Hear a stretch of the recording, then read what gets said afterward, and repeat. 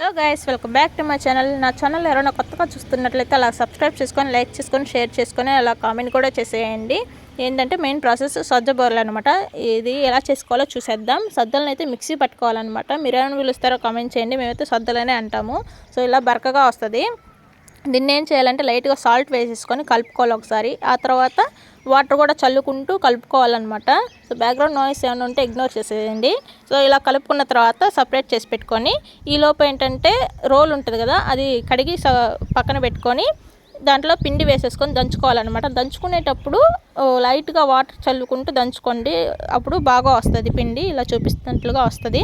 దీన్ని ఏం చేయాలంటే సపరేట్ చేసి పెట్టుకొని, ఇప్పుడైతే ఎండు కొబ్బరి ఒక చిప్ప తీసుకోవాలన్నమాట. ఆ చిప్ప తీసుకొని మిక్సీ పట్టుకున్న తర్వాత ఆ పిండిలో వేసి పక్కన పెట్టేసేయండి. ఇంకా ఈలోపు ఏంటంటే మనం బెల్లం కావాలన్నమాట. మీ దగ్గర అచ్చులు ఉంటే అచ్చులు ఏదైనా పర్వాలేదు, ఒకటి తీసుకొని బాగా కరిగితే సరిపోతుంది. జస్ట్ ఇంకేం అక్కర్లేదు.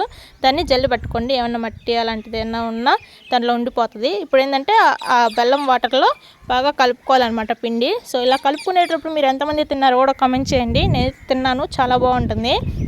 బట్ ఎక్కువగా తినకండి. ఇంకేంటంటే ఇది సపరేట్ చేసి పెట్టుకోవాలి ఒక హాఫ్ అన్ అవర్.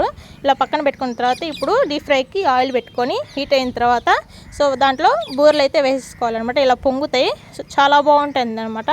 సో ఇలా అన్నీ చేసేసుకోవాలి. మీకు ఎంతమందికి ఇష్టమో కూడా కామెంట్ చేయండి. మన ఛానల్ ఎవరైనా కొత్తగా చూస్తున్నట్లయితే సబ్స్క్రైబ్ చేసుకుని వీడియో అయితే చూడండి. సో ఇలా మొత్తం చేసి పెట్టుకోవాలన్నమాట. ఫైనల్గా అయితే సొద్ద బూరెలు అయితే రెడీ అయిపోయాయి. మీకు ఈ వీడియో నచ్చింది అనుకుంటున్నాను.